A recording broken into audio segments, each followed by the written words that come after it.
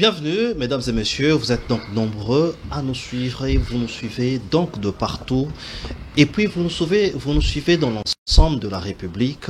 Pour nous, c'est une grande responsabilité, mais un devoir de pouvoir vous dire ce qu'il y a comme vérité, cette vérité qui ne sort pas généralement chez nous, mais une vérité qui s'éclatera ici sur ces plateaux avec les différents invités. Je peux vous assurer que même ceux qui s'étaient absentés la semaine dernière sont aujourd'hui présents, donc ça sera un débat républicain. Est-ce que on veut finalement la retraite politique de Vital Kamerhe parce que c'est toute la classe politique et même les analystes et les hommes des médias parfois en veulent. De l'autre côté, on dit que c'est Mbosso qui jouerait la carte parce que il pense qu'il serait les mieux servi. L'histoire va se répéter. Mais les pro-Kamerhe disent qu'on veut utiliser Mbosso parce que Mbosso c'est un oui-wiste. C'est comme ça qu'on l'appelle. Parce qu'avec Mbosso, on pourra éventuellement les manipuler et que Kamerhe n'était pas manipulable. Il s'agira de l'échange de ce soir. Nous allons parler sur toutes ces questions à bâton rompu. Et j'ai le réel plaisir de recevoir sur ces plateaux 4 différents co-débatteurs, analystes politiques. D'autres sont aussi professionnels du média, mais ils sont ici comme analystes politiques. Je commence par Maître Kizito. Bienvenue. Merci beaucoup cher Didier, merci de l'invitation. Je salue les co-débatteurs qui sont avec nous ce soir sur ce plateau. Merci. Ainsi que nos téléspectateurs bien évidemment qui vont aimer la qualité du débat de ce soir. Très bien. À ma droite, il y a donc Guy Ouma, il est analyste politique, mais aussi rédacteur en chef, secrétaire de rédaction d'un média de la place. Bienvenue. Merci Didier, merci de l'invitation et surtout que c'est ma première participation dans ces si beaux plateaux et je suis très heureux d'échanger ces plateaux avec les co-débatteurs ici présents. C'est pour l'intérêt de la République. Là, je n'engage pas ma chaîne, j'engage l'indépendance, n'est-ce pas, de ma profession parce que le journaliste jouit d'une certaine indépendance. Merci. Très bien. À ma gauche, j'ai donc Maître Bissello, Eric Bissello. Lui, quand vous ne l'appelez pas, c'est des milliers de téléspectateurs qui vous appellent pour vous dire mais pourquoi il est absent. Plusieurs s'habituent à lui, bien qu'on dit qu'il a un parti mallette. Son parti, c'est donc Condor. Consort. Effectivement, c'est pas un parti, c'est un mouvement. Donc, ça peut pas être un parti mallette, ce n'est pas un parti, c'est un mouvement. Vous êtes vous-même président, vous-même secrétaire général. Bon, oui, c'est pour ça que c'est pas un parti, c'est un mouvement. Okay. Donc, c'est-à-dire que nous avons ici, nous n'avons pas une hiérarchie. Non, nous avons plutôt une façon de penser, une autre façon de faire de la politique. Tu peux venir d'un parti spécifique, traditionnel, mais avoir des idées révolutionnaires au sein du consort. Moi, je ne viens pas parler parce que je représente consort, je viens parce que je suis un politologue, analyste, juriste, avocat. Justement. Et je crois que aussi c'est parce que de manière intuitive, personnelle, ce sont mes analyses qui attirent. Donc voilà. Donc à cela, effectivement, vous oublierez pas que, oui, Consort, mais j'ai été, par exemple, pendant les élections, porte-parole du prix Nobel de la paix. Et puis, au sein de la CRC, qui est un parti politique à part entière avec Mukenge Totoro et les autres. Donc, c'est-à-dire que nous ne sommes pas, nous ne retranchons pas derrière des façades, derrière des slogans ou des acronymes, mais nous nous retranchons derrière des idées. Très bien. Et nous combattons pour ces idées-là, qu'importe le parti. Très bien. John Mbele, il est aujourd'hui indépendant ou électron libre, mais c'est un brillant communicateur qui a fait son bon temps aux côtés de Vidi et Chimanga et de Guy Luando. Ça fait belle urette, mais c'est un habitué de nos différents plateaux. John Mbele, bienvenue. Merci Monsieur Didier pour l'invitation. Je profite pour saluer aussi mes co-débatteurs pour l'opportunité que vous m'avez toujours accordée à participer à votre émission.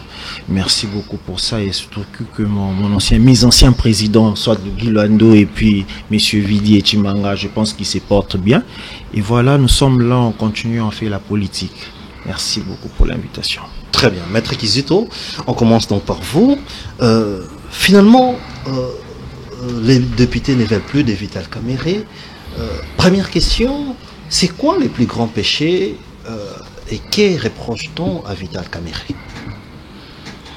D'abord, dire que les députés, c'est trop. Quelques députés ont estimé qu'il fallait évincer le président de l'Assemblée nationale. Mais ce qui est dommage, c'est qu'il ne s'exprime pas clairement sur les griefs dans l'opinion, parce que jusqu'à présent, la motion en question ne circule pas. Vous voyez, elle n'est pas dans les réseaux sociaux. On pouvait soit lire quelques-uns. Il y en a qui parlent. Bindoul parle de l'incompétence. Donc on ne sait pas analyser de quoi lui reproche-t-on. Ce qu'il a dit, c'est qu'il est incompétent. Oui. L'incompétence, c'est dans quoi? On ne sait pas. Peut-être les débats, lorsqu'il aura lié à l'Assemblée nationale, on saura de quoi il s'agit. Et les autres disent non, il est tombé dans la disgrâce avec le président de la République parce que mais non, il n'a jamais condamné. Kamerhe n'écoute personne. Kamerhe pense qu'il est plus meilleur que les autres. Kamerhe ne pense même pas à la vie sociale même des députés. Nous avions vu un député pleurer pour dire qu'on m'a volé l'argent de la rentrée scolaire de mes enfants. Un député qui se promenait avec l'argent dans sa poche. Mais ça, c'est un problème. Ça ne devrait pas être à l'Assemblée nationale parce que c'est les députés qui votent les budgets. En votant les budgets, ils savent ce qu'il est, puisque c'est le gouvernement qui paye en fait à tout le monde. Avant de dire que non, à l'Assemblée nationale, il y a une exception, c'est le président de l'Assemblée nationale qui paye les députés. Si tel est le cas, alors ils doivent nous dire clairement comment est-ce que le fonctionnement de l'autre côté connaît des petits soucis. Et comment lui, le président de l'Assemblée nationale, il paye ses députés. Comment il retient les montants qu'il faut payer à un député. Parce que si, lorsque, vous voyez, nous sommes pendant la session budgétaire, effectivement, ils vont discuter de toutes ces questions. Oui. Voyez-vous, les budgets, lorsqu'il arrive, le gouvernement a déjà réparti. Et selon qu'il estime nécessaire, quant à ce qui peut revenir à chacun d'entre les Congolais, voyez-vous. Et donc, si c'est le président national qui détermine les montants et qui n'a pas payé à ce moment, il devrait le dire clairement. Okay. Parce que ici, le problème, s'il faut bien comprendre, s'il faut aller loin politiquement, on comprend qu'il y a une option politique qui a été levée quelque part pour faire partir Kamerhe de la tête de l'Assemblée nationale. Vous penserez pour des raisons qui, jusqu'à présent, sont inavouées. Oui. Voyez-vous, espérons que lorsque les débats auront lieu à l'Assemblée nationale, bien évidemment, avant sa destitution, bien sûr, on comprendra les vraies raisons. Ça sera dit. Mais ce qui est dommage, c'est que lorsque vous prenez la personnalité de Kamerhe, aussi dans cette grande famille politique appelée Union Sacrée, puisque lorsque vous allez à l'Assemblée nationale, l'opposition est à peu près, je ne sais pas moins, 10 ou 15 députés. Oui. Mais tout ce que vous voyez à l'Assemblée nationale, c'est l'Union Sacrée. Justement. Mais comment l'Union Sacrée, avec ses députés, il peut y avoir ces désordres? C'est-à-dire que même la structure, elle-même, politiquement parlant, elle a des petits soucis. Donc vous pensez que... c'est dangereux. Et quand vous prenez quelqu'un comme Kamerhe, qui a marché avec le chef de l'État lors des élections de 2018, vous connaissez comment ça s'est passé, c'est un allié politiquement de taille. Ils ont bâti campagne presque partout. Il a été à Makala. Il a été à Makala. Ton problème, c'est mon problème. Oui, il a été à Makala dans les conditions, vous connaissez, acquitté. Et aujourd'hui, pendant que les pays traversent une crise sécuritaire grave, où l'Est de la République démocratique du Congo est entre les mains des rebelles, et voilà, on vient lever ces débats à l'Assemblée nationale. Au moment où on a besoin de dialogue. Il y a un problème en fait. Je ne sais pas politiquement quelle est l'option qui a été levée à l'Union Sacrée. Où est-ce qu'il nous amène politiquement? Puisqu'en politique, il ne faut pas oublier. Kamerhe, c'est un acteur politique. Vous pensez donc qu'il faut museler la position des députés, même quand ils font plus confiance à leurs dirigeants, il faudrait leur dire ce n'est pas le moment, acceptez-les tel qu'il est. Non, mais je vous fais voir que d'abord les pétitionnaires eux-mêmes, ils ont difficile à communiquer clairement sur les revendications. Je vous ai dit ici. Bindoul dit incompétence. On doit les destruire puisqu'il est incompétent.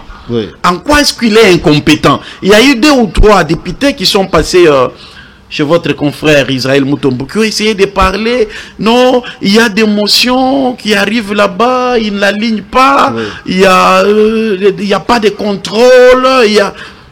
Mais là encore, on ne nous dit pas, d'après les règlements, qui est en charge de quoi dans leur bureau. Très bien. Voyez-vous? Et donc ici, il est important de dire d'abord aux laboratoires politiques qui travaillent dans ces dossiers, de savoir que la vie est faite des hommes. Vous voyez, en politique, lorsque vous montez un coup contre quelqu'un, attendez-vous à une réaction. La réaction viendra, même tôt ou tard. Mais malheureusement, ça, c'est le peuple qui en pâtit. Très bien. Parce que si politiquement les choses ne sont pas en état, Oui. c'est difficile de parler de développement puisque on va basculer dans une histoire de règlement des comptes, de la recherche de positionnement, puisque vous le savez, le président de la République est à son dernier mandat. Ok. 2028, pour lui, c'est fini. Très bien. Tant que la constitution ne sera Oui. pas réglée, Très bien. et toutes les têtes que tu vois, l'Union sacrée là, en 2026, chacun va commencer à chercher le positionnement politique. Qui sera candidat président de la République et à quel niveau? Très bien. Et donc, cette guerre-là, elle ne va pas c'est- épargner personne et Très- ce sera dommage pour la République. Très bien, la parole doit tourner. Vous avez bien consommé vos 5 minutes. Yuma, vous avez suivi les députés.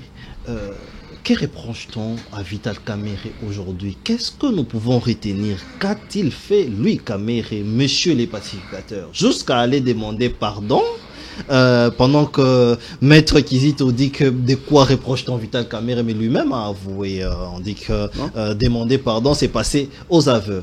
Que reproche-t-on à Vital Kamerhe aujourd'hui? Ça, c'est la première question, mais on va évoluer pour ne plus poser les mêmes questions.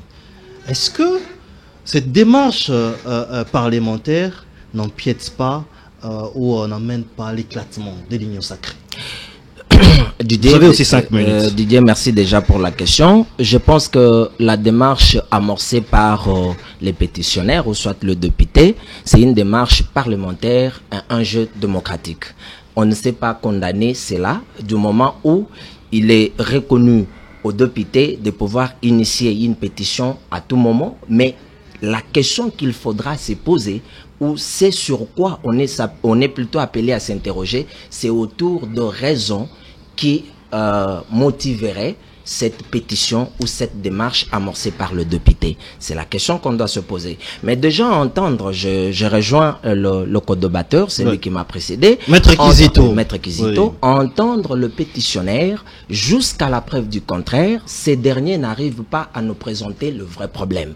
Parce que déjà, entendre Bindoulé qui vous parle de l'incompétence, Oui. et vous avez un autre député qui vous parle de la gestion opaque. Voilà. Moi, je me dis, s'il vous plaît, c'est comme la question posée par Maître Bindoulé, Oui. pour ne pas massacrer son nom. La question, c'est de se demander, est-ce que c'est Vital Kamerhe qui paye le député? Parce que ce député parle de leurs conditions de vie. Voilà. Ça, c'est ce qui dérange, c'est ce qui Oui, mais interroge. vous pensez que les bureaux, Moi, je me de dis, l'Assemblée moi, nationale ne peut pas accentuer sur la vie sociale des députés, ceux qui sont censés eux-mêmes être aisés pour travailler. Donc voilà, Faut pas oublier déjà qu'ils sont également autorités budgétaires. Hein. Et exactement.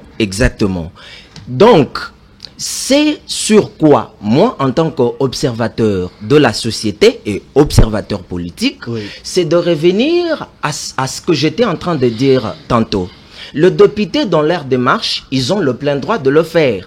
Initier une pétition pour faire partir Kamerhe. Ça, c'est pas un problème. Oui. Mais pourquoi Kamerhe doit-il partir? Qu'a-t-il fait exactement? Ça, c'est ce qu'on ne sait pas nous dire. Ok. Mais seulement, on sait maintenant spéculer en tant qu'observateur observateur politique. Ouais. Spéculer autour de quoi? On s'est dit aujourd'hui, est-ce que Kamerhe est-il victime de son silence entre guillemets parce qu'on l'accuserait, je ne sais pas à tort ou à raison, d'avoir pris une position qui n'arrange pas l'Union sacrée. Mais je reviens parce que vous m'avez posé la question, est-ce que cela peut éclater l'Union sacrée ou Allez, pas? oui. Et puis voilà, je reviens. Mais déjà l'Union sacrée, Oui. l'Union sacrée, c'est une plateforme qui réunit plusieurs partis autour des objectifs qu'ils se sont fixés. Ouais. Mais attention, l'Union sacrée, c'est pas une pensée unique. c'est là où ça dérange. C'est-à-dire, les gens qui se trouvent au sein de l'Union sacrée, ils ne peuvent pas s'inscrire que dans ce que les autres... Non, ils ont la liberté de pouvoir dégager leur... pensée, de pouvoir réfléchir. Chose qui est normale, où il y a absence de leadership, dans le jeu n'est pas très bien défini. Dans le jeu démocratique, cela ne pas exclu à un parti politique qui adhère à une plateforme politique, parce que là, nous sommes dans le jeu d'alliance. Et puis, ils se sont liés autour d'une idéologie. Ben justement, c'est ça l'idéologie. Autour d'une idéologie, chacun ne vient pas comme il veut, il ne dit pas tout ce qu'il pense. Non, mais il y a la notion du débat. Dans le jeu démocratique, autour de quelque chose qui ne fait pas fédérer tout le monde, on a lieu de donner son point de vue. Et si on donne son point de vue, si on donne sa lecture, cela ne peut pas faire à ce que ces derniers soient une bête à abattre. C'est-à-dire, moi, c'est sur quoi je ne serais pas d'accord, c'est de voir que, par exemple, Vital est en train de payer le prix d'une prise de position. Donc, vous pensez que Vital paye le prix d'une position politique? Et en quelque sorte, du moment où on ne sait pas nous dire qu'est-ce que Vital a fait pour le faire inverser. Très bien. Ça, c'est ma lecture de fait. Très bien. Alors, Maître Bissielo, vous avez la parole, mais je vais vous poser la même question tout en rajoutant, est-ce que aujourd'hui Vital Kamerhe dérange? Parce que vos co-débatteurs ont dit que c'est vrai que Vital Kamerhe, c'est un bon gestionnaire, un pacificateur de surplus, mais c'est ces positions politiques qui dérangent. Positions politiques que vous n'avez pas bien définies. Après, si ça serait quoi? Mais les plus grands problèmes. Mais la deuxième question, est-ce que l'Union sacrée n'a pas été construite sur base d'un leadership fort, un leadership qui peut conduire tous les autres? Je veux dire que l'Union sacrée existe, que ça a été construit. Moi, je porte en faux. C'est une réunion des opportunistes au moment opportun, c'est simplement ça. Vous vous souviendrez que pendant l'avant-dernière élection présidentielle en 2023, l'Union sacrée était en gestation et n'a jamais pu accoucher de quelque chose de concret. C'est-à-dire que ils ont dit la veille, nous sommes l'Union sacrée, dès que les élections sont passées, finalement chacun a créé son propre mouvement pour pouvoir récupérer, si vous voulez, le pouvoir au sein. Se retrouver un peu... Voilà, oui. Et d'ailleurs, c'est ça qui démontre bien que c'est une association d'opportunistes qui crée plus de désordre que de l'ordre d'ailleurs. Il y avait avant 9 présidents. Ces 9 présidents, lorsqu'il s'agissait de partager les pouvoirs, ça ne posait pas de problème. Lorsqu'il était le tour de Vital Kamerhe, on avait dit non, on passe aux primaires, on est des démocrates, il faut une élection. Donc, l'arrivée de Vital Kamerhe Perchois, ce n'est pas grâce à l'Union sacrée, c'est juste grâce à ses propres efforts. Vous vous souviendrez que il est le seul député chez qui on a eu à viser des balles pour un coup d'État, alors qu'il n'était même pas encore au perchoir de l'Assemblée nationale. Le fameux coup d'État, on est parti chez le président là où il ne réside pas, mais on est parti viser la maison de Vital Kamerhe. On se pose effectivement la question, qu'est-ce qui se passe aussi autour de Vital Kamerhe? Mais Vital Kamerhe, il est victime des accords signés avec le président Tshisekedi, c'est-à-dire du dauphinois et naturel entre l'UDPS et l'UNC. Il est resté mais est-ce que cet accord a encore lieu? Parce que c'était 5 ans. L'accord disait 5 années. Vital Kamerhe serait Premier ministre. Il n'a jamais été Premier ministre. Et les quinquennats qui suivaient, Kamerhe devrait être président et Félix Tshisekedi 5 points. Mais ça, c'était déjà mis de côté. Parce que l'UDPS explique bien que la raison est qu'il n'avait pas gagné la majorité parlementaire. L'UDPS peut dire ce qu'il veut, mais l'UDPS a l'art de manipuler le mensonge et la vérité et des contradictions en permanence. Donc moi, je ne me fie pas à ce que dit l'UDPS ou pas. J'ai lu quelque part qu'on dit le pouvoir rend fou et le fou ne rend pas le pouvoir. En fin de compte, c'est une réalité que nous vivons. C'est-à-dire que Vital Kamerhe a fait confiance à ceux qui pensaient être des partenaires politiques, parce qu'en politique, tout ne s'écrit pas, tout se dit. Oui. Il a fait confiance parce qu'il était dans une machine habituelle où on se parlait, on se faisait confiance. Oui. Arrivé aux échéances, on lui a fait ce qu'il ne s'attendait pas à vivre. Okay. Il a été humilié, il a été mis en prison, mais finalement, Le bon sens a voulu que on va vous rétablir. À partir du moment où vous avez rétabli, mais à condition que vous nous laissiez remplir 5 ans supplémentaires. Il les allait remplir. Mais aujourd'hui, les 5 ans arrivent. Oui. Mais d'ores et déjà, une fois que déjà vous avez rempli, vous n'avez plus rien à exiger de Vital Kamerhe. Il est en train de se construire une stature présidentielle. Il n'a pas à épouser, à dire oui aux ambitions ou bien aux fantasmes de quelques personnalités au sein de l'Union sacrée. Okay. En outre, il est le seul aussi à faire du réel politique. C'est-à-dire, au lieu de faire de la passion, de dire non, pas de dialogue, on ne discute pas, nous on va... Il analyse, il dit non, il faut aboutir à cette échéance-là. Et le temps lui donne raison. Et ça frustre énormément. Okay. Vous ne pouvez pas l'accuser, son silence ne veut rien dire, puisque il y a Bahati ne parle pas. Voilà. Bahati ne parle pas. Autour de la même question, sur quoi on reproche. Après avoir fait confiance. Donc il n'est pas les seuls. Après avoir fait confiance, après avoir donné à majorité à l'UDPS, il y a Félix-Antoine Tshisekedi. C'est Bahati qui a fait tomber Kabila. Personne ne sait Bahati qui a fait tomber Kabila. Mais il a été remercié à monnaie de singe, à part le Sénat, et puis les élections arrivant... C'est que Kabila n'avait pas donné, hein. C'est que Tshisekedi a donné. Non, Kabila n'avait pas donné, parce que autour de Kabila, il y avait aussi toute cette machine qui ne laissait pas l'espace à Bahati pour dire, voilà, vous pouvez avoir autant de députés que vous voulez, mais c'est pas vous qui décidez. Mais ce qui est sûr et certain, aujourd'hui, l'UDPS veut manger du Kamerhe parce que on se discute de Dauphinois. Et je dirais même l'UDPS veut rempiler de nouveau avec Félix-Antoine Tshisekedi en touchant à la Constitution. Or que la position de Vital Kamerhe est claire, je ne touche pas à la Constitution, je ne fais pas passer de loi sur les traités de paix sans qu'il passe d'abord à l'Assemblée nationale. C'est quelqu'un qui a l'art du pouvoir, il a l'art de parler. En tout cas, en termes de compétences, je n'ai jamais vu un président de l'Assemblée nationale être aussi précis, être si maîtriser autant les réalités de la population congolaise, même au plus profond.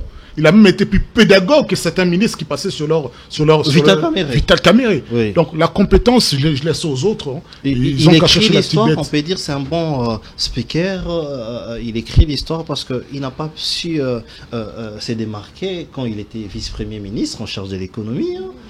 Ça, c'est vrai que c'est ça peut-être le problème avec les hommes au pouvoir. C'est-à-dire, à un moment, on leur coupe en fait des moyens de subsistance. Ouais. Et quand on te remet sur la scène, tu es prêt à remplir parce que tu es en train de regarder les échéances.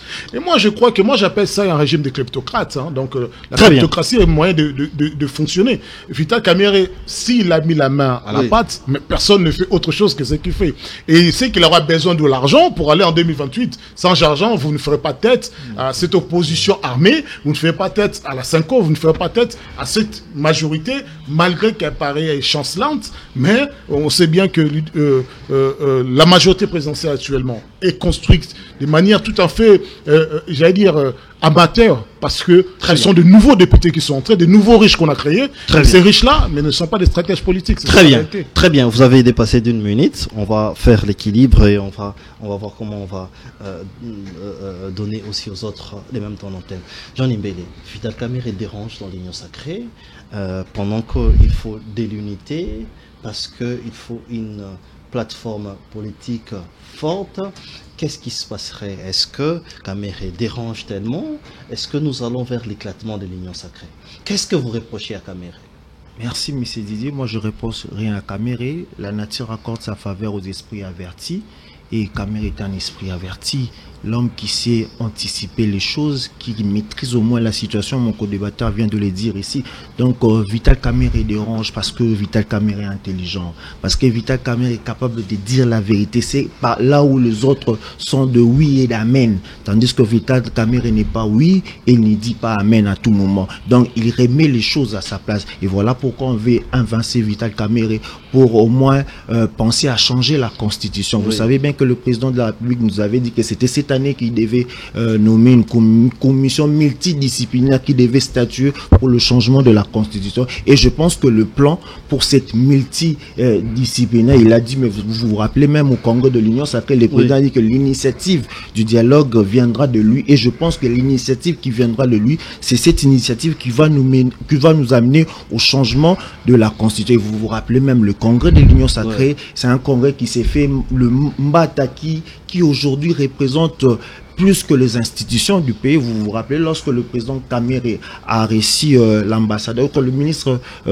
belge des Affaires étrangères, lorsqu'il a parlé que la majorité parlementaire ne suffisait pas au président de la République, alors que les dialogues étaient importants. Et vous avez vu directement que Mbata avait rebondi. Donc cela montre que dans le plan de l'Union sacrée, il faut à tout prix changer la Constitution pour que le président de la République puisse se maintenir au pouvoir. Et ces plans-là étaient activés. Ça, ce ne sont pas des intentions, parce que lui-même a dit que c'est difficile de gérer les pays pendant plus de 10 ans. On se fatigue après. Il a dit que même si on parlerait des réformes constitutionnelles, il n'y aura rien en ce qui concerne les maintiens du pouvoir. Monsieur Didier, vous savez, monsieur le président de la République, c'est quelqu'un qui chaque jour se transforme.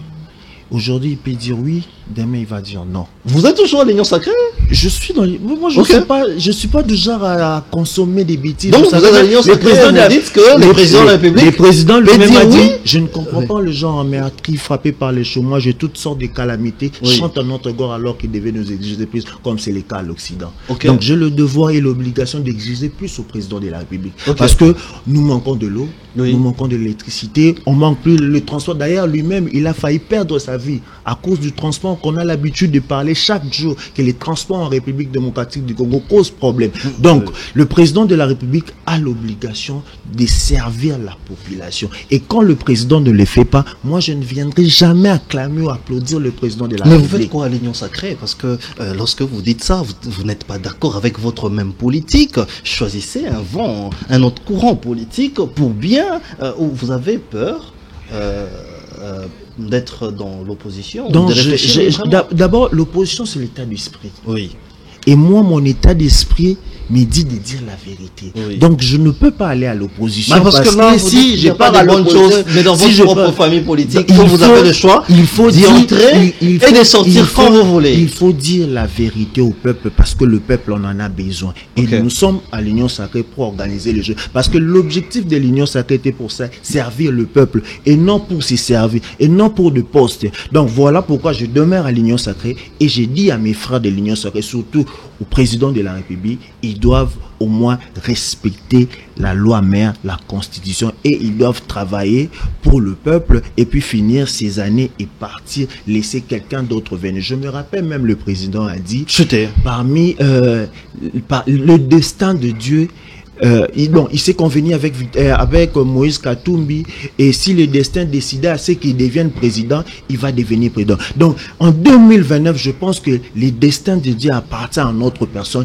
qui peut conduire le Congo. Donc le président ne peut pas empêcher le destin de quelqu'un d'autre de devenir président en 2029. Donc le président doit partir, il a fait son temps, et d'autres personnes peuvent venir pour aider le Congo. Merci. Alors ça me pousse à vous poser directement la question. Quel avenir donnez-vous à l'Union sacrée? Est-ce que c'est une plateforme politique qui n'a pas d'avenir? Parce que là, il y a un membre de l'Union sacrée qui dit clairement qu'il n'est pas d'accord avec tout ce que les gens pensent, pérenniser le pouvoir. Il faudrait que quelqu'un d'autre vienne. Non, il n'y a pas d'avenir politique pour l'Union sacrée, parce que elle n'existe. Il n'y a pas d'avenir politique. Elle n'existe pas encore, en fait. L'Union sacrée. Si aujourd'hui je vous demande le point de vue de l'Union sacrée par rapport à la crise à l'est de la République, on ne vous dira pas leur point de vue. Ok. Maintenant, ici, on dit que... Vous pensez qu'il n'ont pas leur point de vue? Regarde, on dit que Kamere n'a jamais parlé. Non, l'homme a déjà parlé. Kamere a fait une tournée à l'est de la République. Il est revenu ici avec un plan. D'abord, ils ont dit, ce plan, on réserve ça d'abord au président de la République, avant que son secrétaire général ne commence à parler un tout petit peu dans les médias. Mais au moins, il est venu avec la stratégie triangulaire. Rwanda, Ouganda, RDC, M23, AFC au milieu. Ça a été dessiné, expliqué. Il est dans cette logique. Vous voulez qu'on dise quoi? Bon, si l'Union sacrée voudrait que Kamere parle de la guerre, je ne sais pas moi, qu'il condamne le Rwanda, et après avoir condamné. Oui. Puisqu'aujourd'hui, le monde entier a condamné le Rwanda. Oui. C'est pour autant qu'on a quitté Goma, de Bukavu. Parce que la guerre... Mais maintenant, je vous pose une question. Je ne sais pas, vous n'allez pas répondre. Ouais, c'est une façon de réfléchir. Vous n'allez pas répondre. Mais ils ont pris Goma, Bukavu et les autres territoires là-bas. Si aujourd'hui ils n'avancent pas, c'est parce que l'armée congolaise les repousse. ou c'est parce qu'il y a des négociations à Doha, quelque part, qui se sont d'abord stoppées? Et pourquoi on ne veut pas parler de dialogue? On estime que lorsqu'on parle de terme dialogue, c'est comme qui dirait que c'est lui qui parle et traite. Ça, c'est dangereux, en fait. Ne nous dites pas que vous minimisez tous les efforts de de nos généraux et de nos soldats. Attention. Ils sont aussi sur terrain en train de combattre ces vaillants héros. Mon cher Didier, nous parlons de la République. Justement. Vous savez combien de nos compatriotes sont en train de mourir à l'Est parce que l'État est incapable de les sécuriser? Parce que c'est ça, en fait. Donc vous pensez qu'à l'Union sacrée...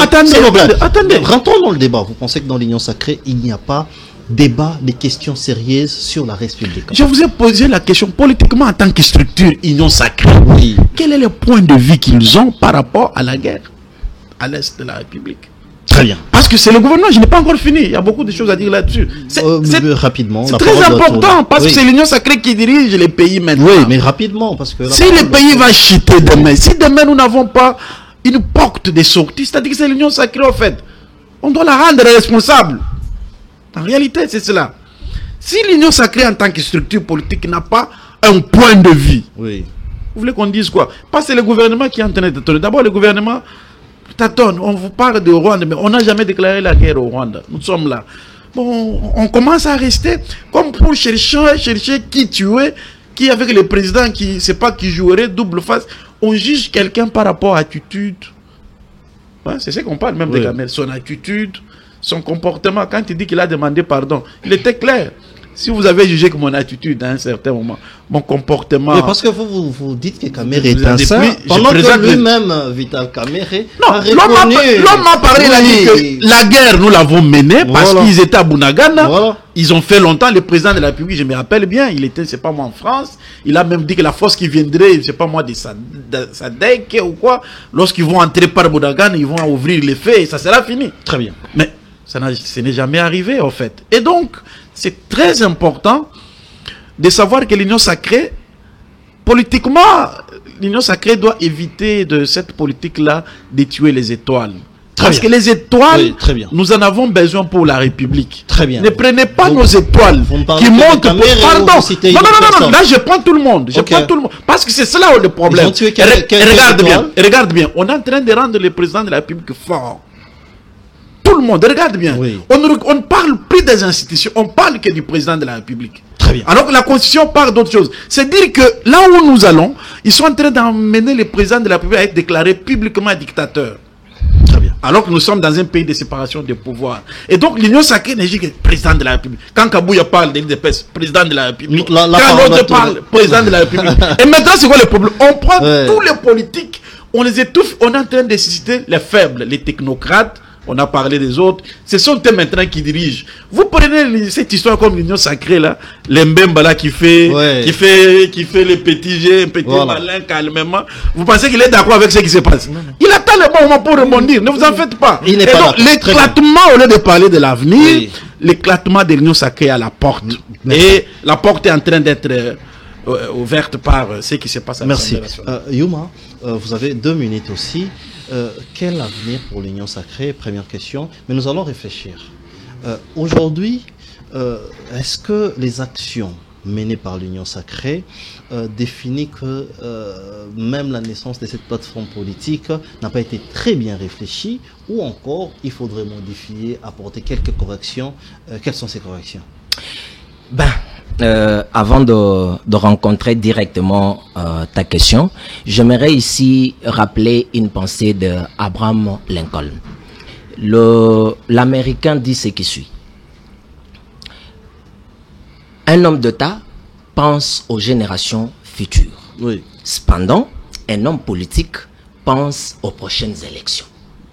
Ce qui renvoie à dire qu'ici, si les gens pensent que faire partir Kamere pour de fins politiques, c'est-à-dire qui visent le changement de la Constitution, question de maintenir Tshisekedi au pouvoir, d'après le cabal qui sont déjà mis en place, résoudrait la crise qui secoue le pays, on se trompe. Mais quand Kamere propose ou appuie sur le dialogue, parce que la seule solution c'est le dialogue qui va mettre fin à tout ce que nous sommes en train de connaître aujourd'hui. C'est quoi la priorité de faire partir Caméré du moment où Bukavu, Goma et certaines localités déjà de l'espace Grand Kivu sont sous occupation de rebelles ou des occupants? Ça, c'est la question.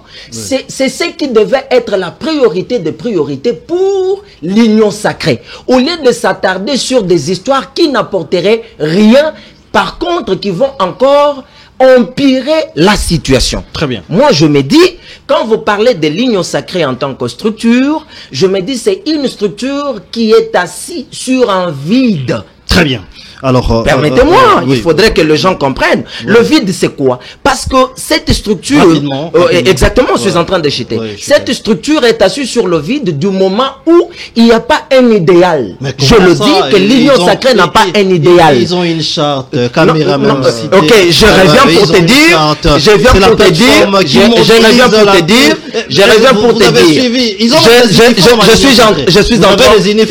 je suis en train de rencontrer, n'est-ce pas, les propos tenus par mon débatteur, Maître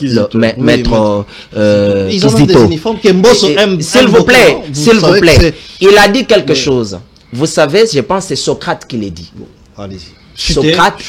Socrate dit, la dictature ou le totalitarisme ne s'installe pas comment on dit, exponentiellement. Non. La dictature ou le totalitarisme s'installe graduellement. Et ce sont des gens qui font de quelqu'un un dictateur. Je pense que nous sommes ici journalistes et nous sommes les hommes éclairés. Nous lisons, quand vous lisez Le Prince, Machiavel définit tout. Aujourd'hui, l'union sacrée est en train de faire... Tshisekedi sait qu'on avait fait à Mobutu, mais la chute, vous en connaissez. Nous évitons à ce que les choses, parce que le même feu, reproduisant le même cause, que nous nous retrouvons dans la même situation. Moi, je conseille au président de la République de ne pas écouter tous ces turiféraires qui ne chantent qu'en longueur de journée pour leur positionnement. Mais vous n'avez peut-être pas suivi, hein. Le président de la République, lui, n'est pas content de cette pétition contre Caméré parce que... écoutez, ça s'appelle le jeu politique. Ça s'appelle le jeu politique. Est-ce que vous avez suivi, s'il vous plaît, écoutez, cher Didier, vous êtes journaliste, je ne vous apprends rien. Nous sommes d'accord avec moi que la Caméré nous sommes dans ce qu'on appelle la pétition. Nous sommes dans ce qu'on appelle la politique. Nous sommes dans ce qu'on appelle la politique de l'Autriche. Je fais semblant d'être avec toi, mais je n'ai pas avec toi, je suis ailleurs. Et c'est moi qui serai, j'utilise les conditionnels, en train d'instrumentaliser quelque chose, mais je te le dis pas. Parce que l'objectif dans tout ça, c'est d'accomplir ce qui est mon désir, ce qui est mon souhait. Donc, qu'on arrête pour moi, je pense que cette situation risque de faire empirer les choses, comment on dit, de pousser à la déstabilisation des institutions. Il serait mieux de penser à des questions cruciales. Quelles sont des questions cruciales? C'est penser à comment finir avec l'insécurité qui se vit à l'Est, penser à réunir les Congolais autour d'une table pour discuter autour des questions qui vont aider à ce que ce pays avance au bien-être de Congolais. Très bien. Alors, il ne faut pas épuiser parce que la deuxième thématique ou le deuxième sujet, c'est les dialogues. Je pense que c'est l'idéal. Mais une question de curiosité, parce que John Imbele, vous êtes de l'union sacrée. Je vais même vous donner la parole expressement. Est-ce que ce n'était pas bien réfléchi de créer cette plateforme? Qu'est-ce qui se passe là? Parce que vous êtes de l'union sacrée. Qu'est-ce qui se passe au sein de l'union sacrée? Est-ce que...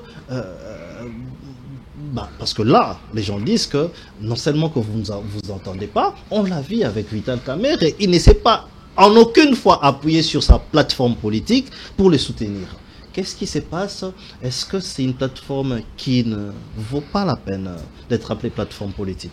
Monsieur Didier, j'ai dit ici que l'objectif d'avoir l'union sacrée, c'était quoi? C'était le président voulait avoir la majorité parlementaire. pour au moins servir le peuple. C'était ça son objectif. C'était ça l'idée du président de la République. Mais après avoir créé l'Union sacrée, c'est maintenant les postes. Nous allons nous poser des questions. Quand est-ce qu'on tient des réunions à l'Union sacrée? Mon co-débatteur maître l'a dit. On ne tient jamais de réunion. Il n'y a pas de réunion. Vous savez ce qui s'est passé au Congrès? Surtout, c'est là où, c'est même la cause de ce qui arrive aujourd'hui à Vital Kamerhe. Est-ce que la nouvelle charte, est-ce qu'on l'a rendue publique? Vous savez ce qui est caché à l'intérieur? Non, le règlement. Comment on pousse les gens à aller signer?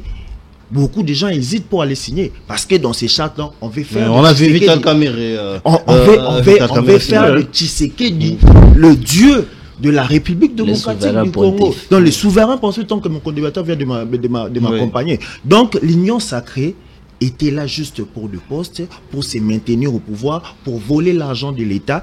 C'est quand même il faut les dire de ces idées, parce que si on les dit pas, le peuple ne serait pas au courant. Parce que l'article 5 de notre constitution, le pouvoir vient par le peuple. Je ne suis pas dire, mais le peuple doit lire les temps avec moi, parce que 2028 approche, et comme 2028 approche, l'Union sacrée va perdre le pouvoir. Il faut faire tout pour se maintenir au pouvoir. Très bien. Donc nous devons utiliser toutes les manières à ce qu'on puisse demeurer au pouvoir. Très bien. Maître Bisello, je vous donne la parole expressement, mais sur la deuxième thématique. Au regard de tout ce qui se passe, est-ce que, comme vous dites, que la solution, c'est les dialogues, c'est mettre autour d'une table, mais avec ces dessins, tout ce qui se dessine, avec tout ce que nous avons comme élément, n'est-ce pas que c'est un dialogue qui échoue déjà? D'abord, faisons très attention. J'ai l'impression que beaucoup de Congolais pensent que Félix Tshisekedi est quelqu'un de passif et que autour de lui, il y a un remue-ménage pour faire de lui quelqu'un dont il n'est pas. Non. C'est quelqu'un d'actif. Autour de lui, la machine s'articule pour qu'il aille là où il veut aller. C'est un loup, un animal politique. Vous regarderez avant le décès de le feu Kitenge Yesu, la stratégie était effectivement d'écarter les contre-pouvoirs, dont Joseph Kabila. Mais Kitenge Yesu est passé, ça a continué. Cette stratégie d'écarter tous ceux qui étouffent. Mon confrère l'a dit. Oui. Vous l'avez posé la question. Quand il a dit, ils ont tué des étoiles. Et ils continuent à en tuer des étoiles. Vous l'avez posé, qui d'autre? Moi, je peux vous donner des noms. Oui, allez-y. Au-delà de vous avez des noms. Fayoulou. Vous avez vu ce qu'ils ont fait de Fayoulou en moins de 2? Il est plus opposant. Qu'est-ce qu'ils ont fait de Fayoulou? Il est plus opposant. Fayoulou n'est plus opposant. Mais quand il a voulu faire... Attendez. Les plus grands opposants, c'est... Non. Donc il n'y a plus d'opposants. Aujourd'hui, Fayoulou n'est plus accepté autour de la table des opposants. Oui, mais ça c'est entre vous, les opposants. Je suis pragmatique. C'est les plus grands opposants. Non, je suis pragmatique. En voulant créer le camp de la patrie, il est parti se rabibocher en tant qu'opposant sans condition. On sait très bien que vous mangez ensemble, vous jouez au golf ensemble. Donc vous priez ensemble. Continuez dans cette logique-là. Vous ne représentez pas le combat de l'opposition. Fayoulou est parti. Chéribon Kende, c'est éteinte. Franck Diongo, vous entendez parler? Bahati, vous entendez parler? Délice Sanga, physiquement, on a éliminé même son siège. Alors on va comprendre. François Beya. Il a perdu les élections. François Beya, un stratège, un homme de sécurité. Oui. Ça veut dire des étoiles de la République. Ce ne sont pas les étoiles de l'Union sacrée. C'est notre héritage à nous de la République. Eux, ils veulent écarter les étoiles pour faire émerger comment est-ce que vous pensez que les étoiles de la République peuvent aller dans une rébellion? Franck Diongo aujourd'hui est allé en rébellion. Vous êtes là, vous êtes opposant, mais vous continuez votre lutte pacifique et politique. Moi, vous savez, cette question tout à fait pernicieuse de dire qu'un Franck Diongo est allé en rébellion, il n'est pas allé en rébellion, mais il partage effectivement les idées de ceux qui ont pris les armes. Prendre les armes n'est pas anticonstitutionnel. Sinon, s'il vous plaît, je vous laisse. Je ne parle en tant que juriste. Je lis l'article 64 de notre Constitution. Il y a un article là qui vous permet, vous, de prendre les armes. En tout cas, il n'y a rien qui m'interdit de prendre les armes lorsque vous prenez le pouvoir en violation des textes. Lorsque vous volez le peuple, sa pertinence de choisir qui va diriger le pays demain. Lorsque vous décidez par vous-même qui va arriver. Non, je fais une lecture de la Constitution de la République. Mais la Constitution ne permet nullement. Non, la Constitution n'interdit pas. Je vais vous dire ce que dit le droit. Ce qui n'est pas interdit et toléré, voire encouragé. Non, c'est le principe. Nous sommes dans un pays où tout mon cher ami, tout celui qui se croit que vous soyez meilleur raison, juriste que moi, attendez, l'article 64 de la Constitution, l'article 64 de la Constitution vous dit par tous les moyens. Tous les moyens. Non, les armes font partie des moyens. D'accord? Oui. Donc maintenant, ce n'est pas parce que nous allez prendre des armes un jour ou après. J'en ai pas besoin. Voilà. J'en ai pas besoin. Pourquoi donc? Jacques Ndala, il n'a pas pris les armes, il est pourtant en prison. Non, mais vous, on mais pourquoi moi, j'en ai pas besoin. Voilà, j'en ai pas besoin. Parce que nous pensons que mais parce que je n'ai pas le monopole de la pensée unique, je n'ai pas le monopole de la pensée exacte. D'autres gens ont le droit de penser autrement. Des pacifistes ont le droit de devenir effectivement des guerriers. Aujourd'hui, ceux qui ont pris les armes, comment arrivez-vous aujourd'hui à supporter qu'un groupe paramilitaire qui fait pas partie de la Force armée de la République démocratique du Congo, ça groge le droit de défendre la patrie et même aujourd'hui de dire je vais m'asseoir autour du président de la République, c'est-à-dire les Ouazalendo. Est-ce que vous voyez le chantage maintenant qui est en train d'être fait? Dialogue. Le dialogue en soi, il est inéluctable. Oui. Je ne parle pas tant pour ceux qui sont à l'Union sacrée le pouvoir. Oui. Ça, il faut les déboulonner. Ils vont partir. Oui. Mais le dialogue est essentiel pour ceux qui ont envie de reconstruire cette nation. Okay. Parce qu'aujourd'hui... Sans ceux qui sont membres vous savez, quand les États-Unis, là où Félix Tshisekedi est parti signer le contrat pour perdurer au pouvoir, leur a dit, messieurs, la Constitution vous donne 2 mandats, pas plus. Bah écoutez, c'est 2 mandats, pas plus, vous n'avez plus négocié. Okay. Donc, c'est-à-dire que quelque part, le dialogue peut se faire avec ou sans Félix Tshisekedi. Oui. Et le dialogue s'impose, pourquoi? Parce que à l'Est, ceux qui ont pris les armes gagnent plus vite des territoires que nous gagnerons à les récupérer. Parce que nous ne nous entendons pas. Même les territoires que nous contrôlons avec nos propres paramilitaires, c'est-à-dire les Ouazalendo, nous rentrons en conflit, nous ne savons plus qui est la police nationale, qui est effectivement de l'armée nationale. Très bien. Ce dialogue... Quand vous dites, d'ailleurs... Sous quel format que vous proposez ce dialogue? Non, mais je crois que le format adopté par la Cinco est beaucoup plus... beaucoup consensuel, beaucoup plus... j'allais dire, de manière globale, il intègre réellement l'aspect juridique, mais surtout, il prend en compte des questions inhérentes, non pas à la politique, mais à la vie de la nation, à ce problème des richesses, à ces problèmes de la République démocratique du Congo, au cœur de l'Afrique et dans la sous-région. La question ne se pose pas par rapport aux individus, parce qu'ils passent. Oui. Avant, Tshisekedi, nous avions la guerre. La question qui va se poser, mais au-delà des individus qui arrivent au pouvoir, qu'est-ce qui fait que nous avons la guerre? Très bien. S'il y en avait qui s'intéressent un peu plus à ce que le Sanko propose, au-delà des postures tout à fait politiciennes, moi, ils ont mangé avec Nanga, je ne peux pas. Faire comme s'il y avait ici des gens qui pouvaient donner la morale, des leçons de moralité à d'autres. Non, je crois que un moment... la solution des solutions que nous retenons, c'est les dialogues. Imaginons même ceux qui ont pris les armes, ils ont dit oui, nous sommes prêts à dialoguer. Très bien. Alors qu'ils sont en position de force. Mais comment est-ce que tout à l'heure vous avez posé la question des efforts de nos forces armées. Oui, c'est bien. Voilà. Mais ces efforts ne sont pas à la hauteur des enjeux. C'est des voyants. Ils ne sont pas à la hauteur des enjeux. Ils ne sont pas conséquents aux réalités vécues. Donc à partir du moment où les efforts ne sont pas en capacité de récupérer les territoires perdus, ils ne sont pas en capacité de protéger les Congolais, de protéger la sécurité. Très bien. La parole doit tourner. Un peu de modestie, mais un peu de l'eau dans le Très bien. Guillaume, est-ce que nous pouvons croire qu'aujourd'hui, la sortie de cette crise, c'est les dialogues? Tout en ne pas oublier que l'Union sacrée donne des faux signaux. L'Union sacrée prouve qu'il n'y aura pas un dialogue franc. Quelle est la meilleure solution aujourd'hui pour sortir de cette impasse? Pour sortir de cette impasse, il n'y a pas une autre solution que le dialogue. Le dialogue est inéluctable au stade où nous en sommes. Oui. C'est-à-dire, au-delà de clivage politique, des intérêts, tout ce qui va avec, il est question que les gens privilégient l'intérêt général. Parce que le dialogue, c'est de voir que nous devons sauver le Congo.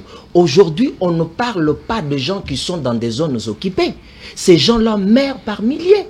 Je suis journaliste. Je suis en contact avec les gens qui sont à Béni. Je suis en contact avec les gens qui sont à Butembo. Comment vous êtes en contact avec eux? Mais attends. Mais ce sont des Congolais par le téléphone, par WhatsApp. Okay. Je venais de faire un duplex avec Maître Deogracias Nyamwisi, qui est le fils d'Emboussa Nyamwisi, qui me présente la situation.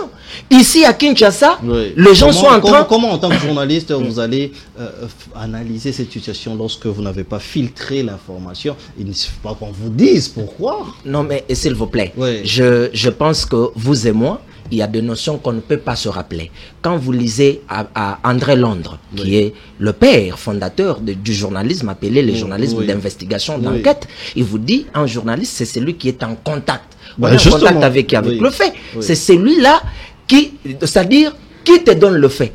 Oui.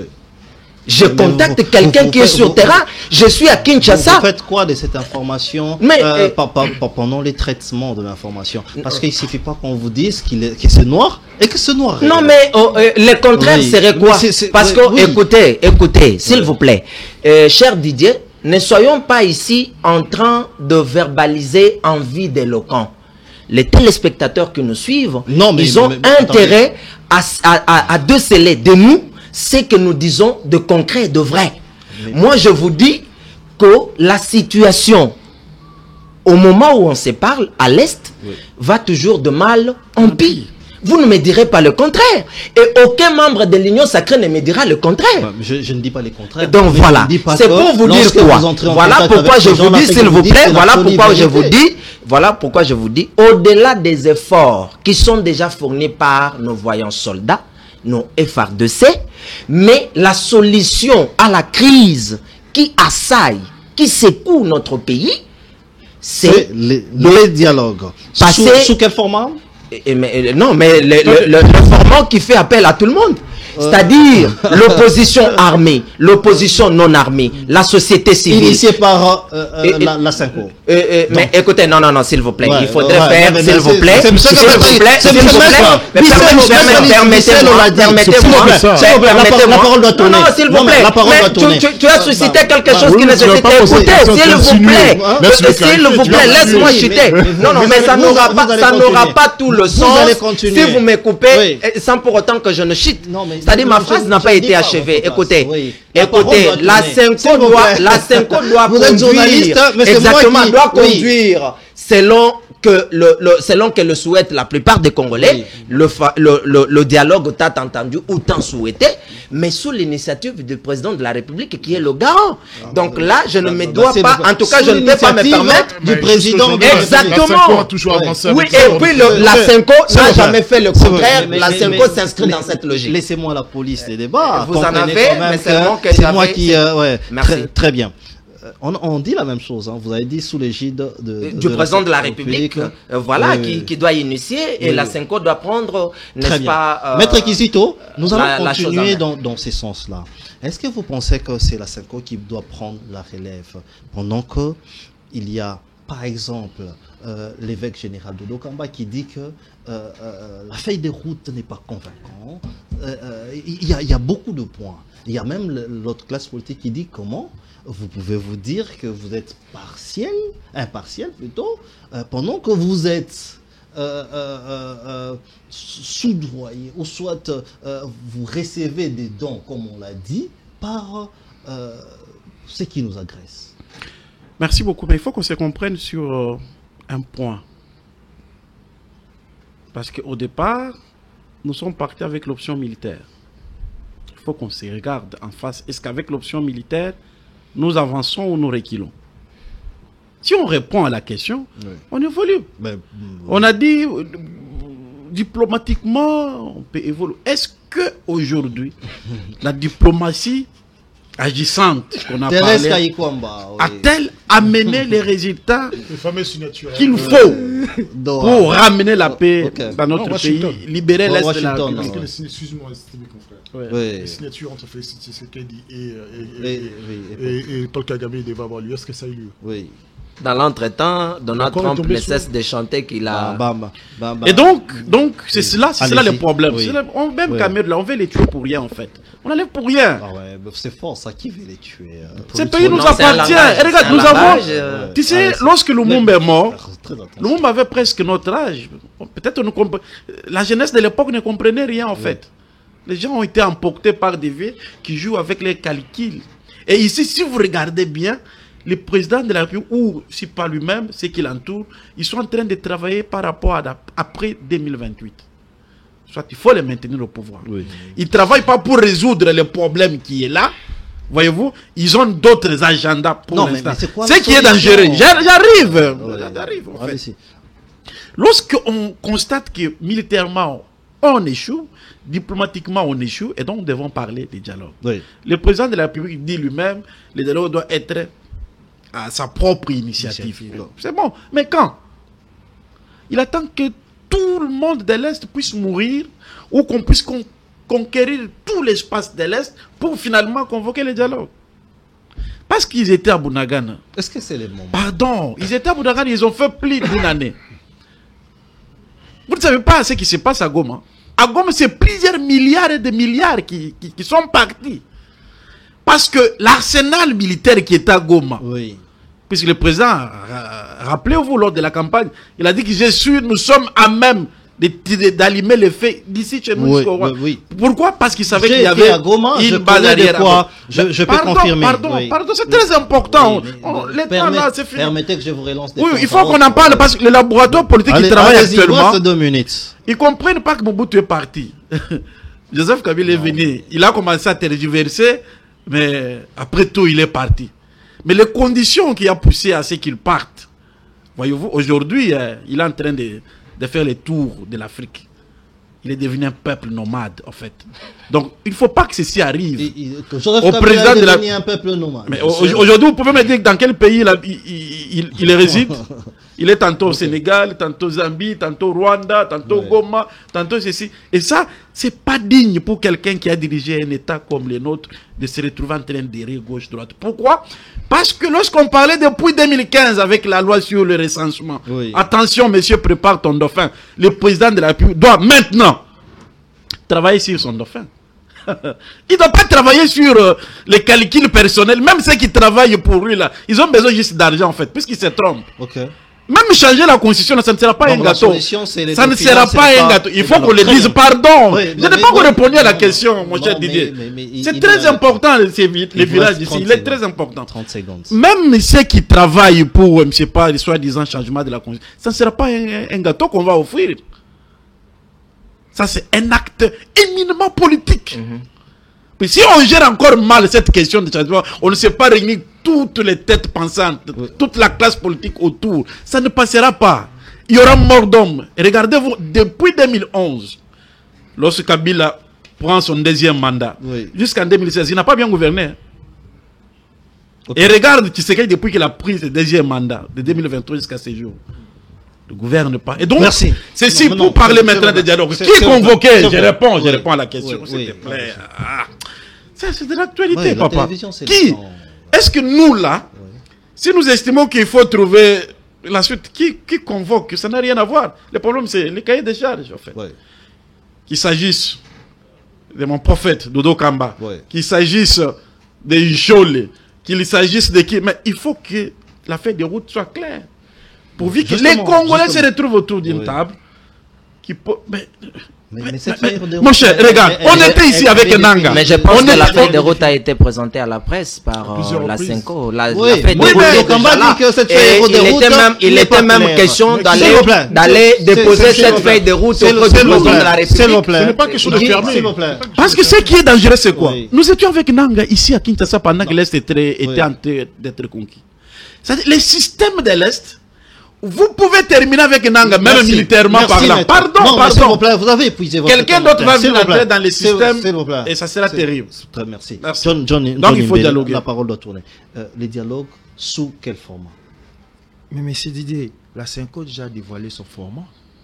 Vous savez, ce qui cause problème, c'est le 5e point selon le feuille de route de prêtres catholiques. Le 5e point par le renforcement du processus démocratique et la préparation des échéances électorales à venir. C'est ce qui cause problème. Tout ce que nous sommes en train de tourner à gauche, à droite, parce que ce sont les échéances électorales à venir qui causent problème. Mais Dodo Kamba n'est pas d'accord. Mon co-débatteur vient de dire que le président, ça viendra sous son initiative, c'est parce qu'il est en train encore de chercher des voies et moyens comment se maintenir au pouvoir. Quand cela ne marchera pas, c'est en ce moment-là il va penser au dialogue. Donc, on peut aller de gauche à droite, Dodo Kamba peut convoquer, lui-même le président peut convoquer. C'est imminent d'aller au dialogue et d'appeler tout le fils du pays à venir et à parler, à plus trouver des solutions pour que la paix revienne totalement en République démocratique. Moi, je me demande, lorsque le président, le drapeau de notre pays se met auprès de lui, est-ce qu'ils se sont fiers? Parce que notre drapeau est représenté par 3 couleurs. La couleur bleue qui symbolise bleu ciel qui symbolise la paix. Le rouge qui symbolise les sangs de martyrs, et c'est de nos frères qui sont en train de couler chaque jour. Et le jaune qui symbolise la richesse. Ça pourtant le symbole de l'étoile qui symbolise un avenir radieux. Mais nous devons nous poser la question, ou lui-même le président doit se poser la question. Est-ce qu'il y a vraiment un avenir radieux pour ces pays? Je pense pas. Très bien. Y a-t-il un avenir radieux? On va chuter avec vous, Maître Picello. Ça serait bien naïf quand on veut condamner un ancien président de la République à la peine de mort. Ça serait naïf d'espérer, surtout qu'il n'est pas en position de faiblesse. Ce serait naïf. Et le fait que de parcourir l'Afrique centrale, ça démontre à quel point il a encore des amis en Afrique. Oui. Et qu'on lui ouvre les portes. Il est beaucoup plus crédible que ceux qui sont au pouvoir actuellement. Ouais. Donc notre diplomatie est morte au sein de l'Afrique. La diplomatie actuelle du régime n'existe pas. Vous pensez que Thérèse Kaikwamba, la Jeanne d'Arc, n'a pas réussi finalement? Elle a fait quoi Je vous dis une chose, cet accord de Washington devait être finalisé par les signatures de deux chefs de l'État, Paul Kagame et Félix-Antoine Tshisekedi. Nous avons même donné des dates. On en est où? Est-ce qu'on en parle? Arrêtons avec ces distractions. Quand elle est partie, elle ne savait même pas ce qu'elle a signé. Elle ne savait même pas nous dire qu'est-ce qu'on a eu en contrepartie. Alors nous pouvons réfléchir à sa place, dire que non, c'est bien gentil, mais nous n'avons pas besoin d'une Allemande pour venir parler de ce qui est. Oh, mais s'il vous plaît, c'est quand même fort. Quand on a la nationalité allemande, on ne peut pas avoir la nationalité congolaise. La nationalité congolaise est exclusive. Oui. Donc c'est ça le problème aussi. Parce que nous sommes gouvernés par des gens qui n'ont pas la nationalité congolaise. Parce qu'à tout moment, ils peuvent partir en Belgique, en France. Ils viennent en France, ici, ils ont déjà oublié notre propre. La vérité, c'est que l'avenir est sombre. Avec cette posture guerrière qui prennent ceux qui sont au pouvoir, tout en étant faible, veut dire qu'on a des milliers, des millions de Congolais à une mort certaine. Très bien. Alors, je vous remercie pour votre présence et votre brillante prestation. C'est donc ici que nous mettons fin à notre échange de ce soir. Mais ces débats continuent. Continuez sur les réseaux sociaux, sur notre compte TikTok. Nous sommes là et nous continuons les débats. Bonsoir chez vous. Bonsoir. Bonsoir.